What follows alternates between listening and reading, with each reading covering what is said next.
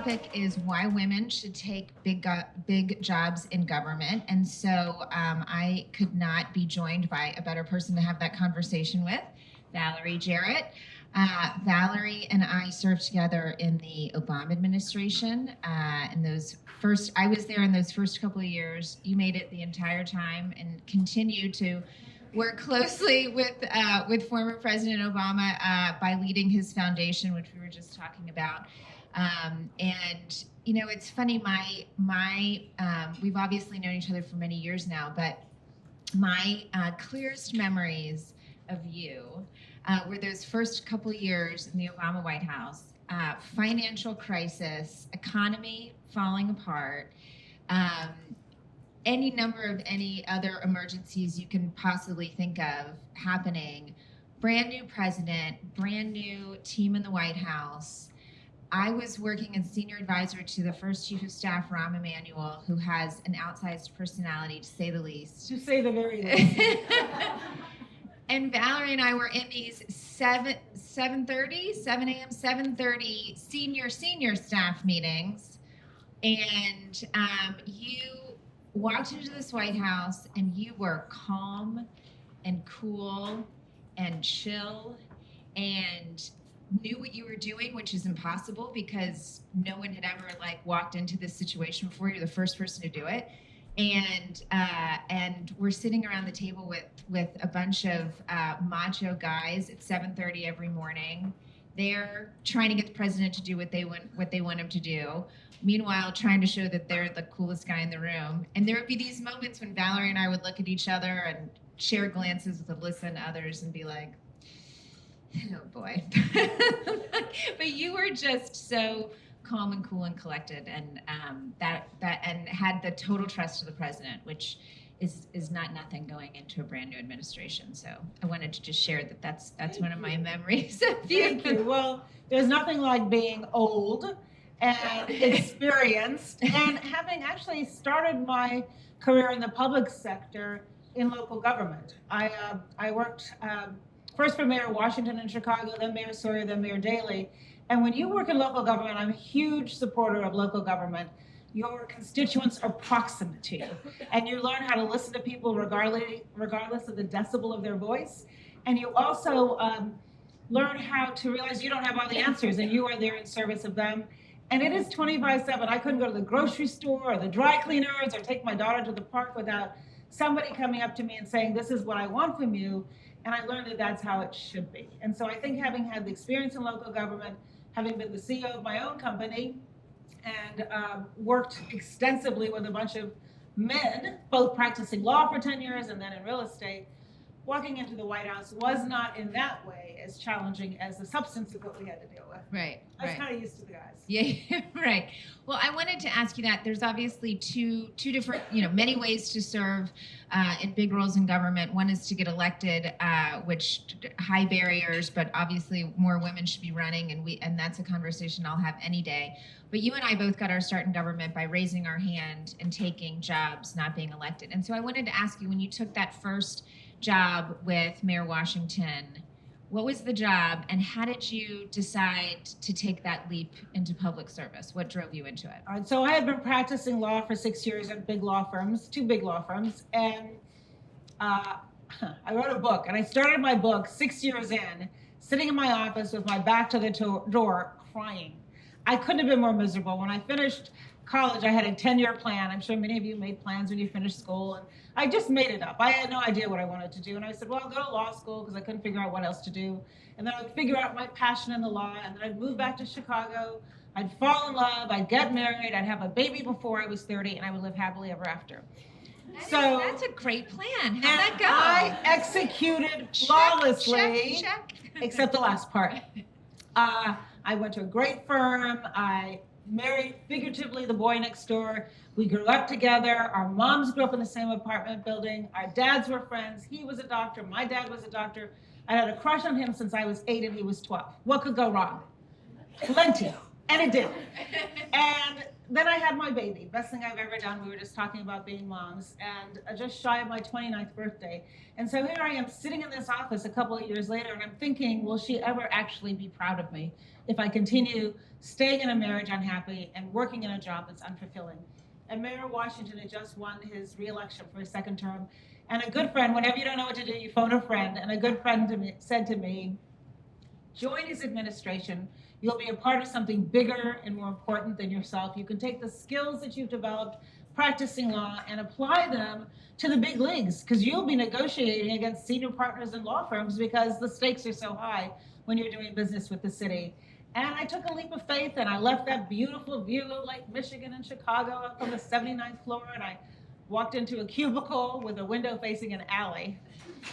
And I did take a gulp, but I honestly tell you, I have never looked back. Best single decision, professional decision I ever made. And it paved the way for me to meet both President and Michelle Obama 32 years ago. That's amazing. So that's how you decided to take the leap into government. And now tell me what made you stay with Mayor Washington and then stay on with Mayor Daley. Well, I loved what I was doing, and I learned how the city works from the law department, which was helpful because your clients are all the different agencies. And then Mayor Daley appointed me deputy chief of staff. And that was one of the best jobs I ever had because you had all this authority and no responsibility. So I could just call department heads and say, the mayor wants to do this, go figure it out. And it was so wonderful. Or I could bring them all together and say, we have to solve this problem, go figure it out. And it's why I hired Michelle, because she became my person to go and execute.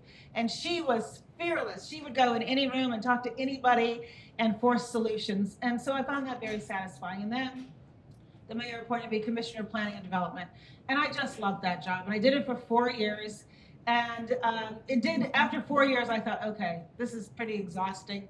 And I thought, let's go back to the private sector, because I will tell you, I worked far harder in government, both in local government and in the federal government, than I did running the largest multifamily real estate firm in Chicago. So anyway, I made this leap to go into real estate, but I went to a real estate company that was the receiver for the Chicago Housing Authority, and it was doing all these demolitions of high-rise public housing and building mixed-income communities, which was really a lot of what I was doing as commissioner of planning.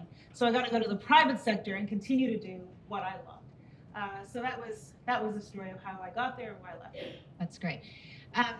I have found that when we're talking about ways and places for women to jump into government roles, I feel like one of the sweet spots is like these leadership vacuums, you know, the hard stuff that no one wants to deal with. And that's not just at the federal level, right? It's not just like, oh, can someone like, you know, deal with inflation or, you know, like come up with a COVID vaccine, but it's also like at the local level, at the school board level. We've just been talking about some government side hustles, finding problems where like, and I find this is like a great place to jump in. And I love the message that it sends because you are raising your hand and saying, I want the ball, give me the ball. I know how to run the play. I know how to fix this issue in the school system.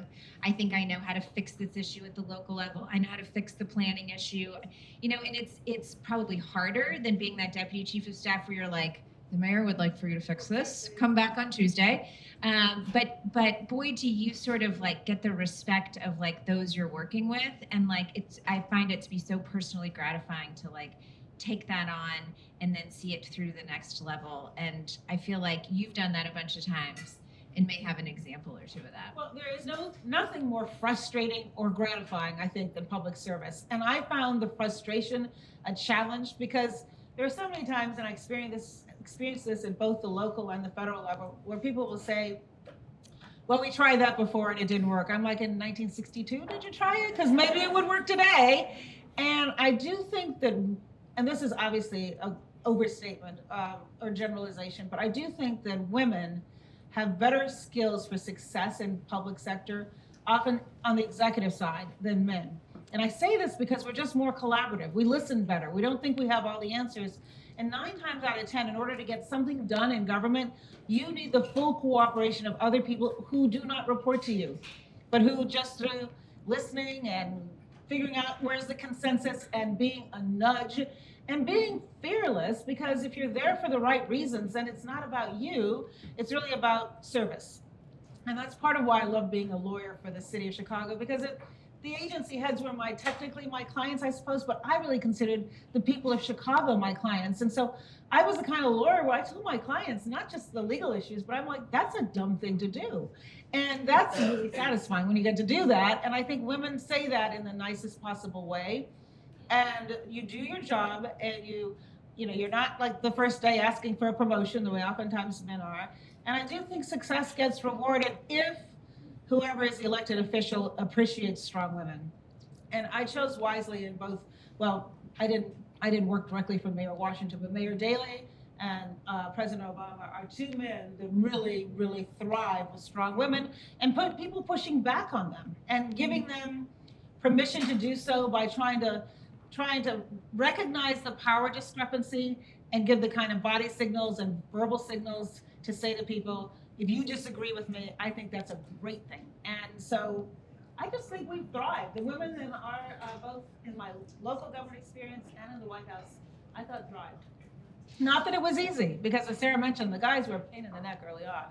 And in fact, It continued to be, really. well, and He continued to didn't be, like and no that. doubt continued. Right. But it did get better in the sense that I remember, and you'll remember this too, one of the senior women came to me and she said, I'm thinking of leaving because I'm just so, frustrated with the guys. And we've all had the experience where you say something and it gets ignored, and then a guy says the same thing and, oh, brilliant idea. Or you ask a question, right? Everybody's been there. Or you ask a question and they don't answer your question because somebody immediately asks another question. And I'm like, well, what about my question? Why is your question more important than my question? Or just the level of their voice gets high. And interestingly, in the White House, I was the only senior woman, who had a pre-existing relationship with the president. And so all of these women had subject matter expertise, but they didn't feel as comfortable with him. And so they were more easily intimidated. And when I told him that this was a challenge, he said, well, let's have dinner. And I went back to, not just he and me, but the women. So I went back to each of the women. There were about 14 senior women. Half our department heads were women. And I said, he wants to hear about the culture here. Will you share what's going on? And you have to be honest, because you will be so tempted to say, oh, Mr. President, everything's fine, because you don't want to trouble him. But then I will look stupid because I told him there was a problem.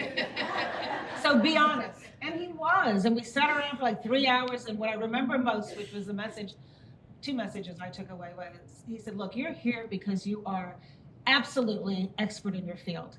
And don't fight for yourself. Fight for your ideas. Because if you push the guys with your perspective, which is inevitably different than theirs, with your subject matter expertise, I will make better decisions. And that was such an incredibly empowering thing to say. And he said, I'm going to work on this culture, but if it doesn't get better, tell Valerie we'll have another dinner, and then we'll invite the guys, and we're just going to thrash this out. But meanwhile, I'm going to go talk to them. So he told them to go knock it off. And what did we do? We started having dinner, the women, with ourselves, not with him, just us. And we got to know each other better. And we told each other our stories. And when you walk into a meeting, this is why there's importance, there's safety in numbers. And you see somebody you just had dinner with the night before, and you're worrying about making a point, is everybody gonna laugh at you or shout you down, and you see somebody encouraging you, as you do with friends, it gives you a lot more courage. And at the end of President Obama's first term, somebody said to him, what do you think is the difference in your management now compared to at the beginning? And he said, in the beginning, I had absolutely the smartest people on the field. And at the end of the first term, I had the best team. And teams are based in trust. And it takes a minute, and it takes intentionality. And I think he thought, and he would admit this, he mentioned this in his book, that if he wished a good culture, it would just happen because he said so. And because he's married to a strong woman, his mother was a working woman, his grandmother was a working woman, he's got these 2 incredible daughters. You kind of have him with hello, but what he didn't appreciate is when he wasn't in the room, mischief happened. That's right, mischief. This is a nice way to say it, right? And, I think that's exactly right. And although I think he was much better than many, you're exactly right. I think a lot of times the top dog walks into the room and is like, everybody work well together. Guys, take the women seriously. They've got great ideas. There's a reason they're here. And then you leave, and then like nothing happens.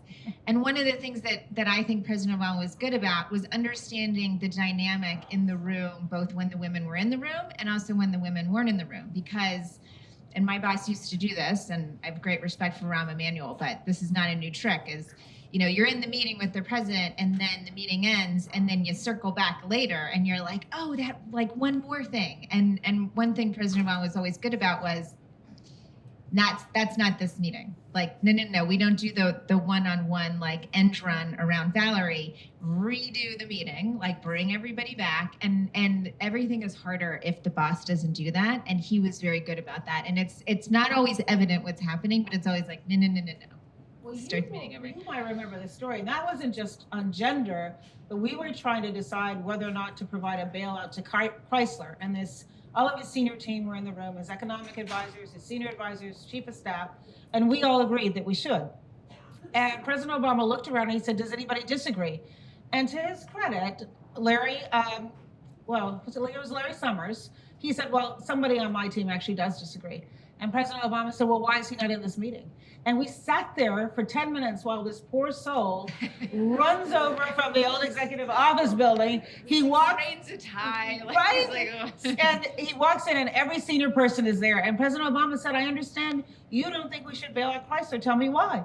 And we all sit there and listen to him. Now, in the end, we bailed out Chrysler.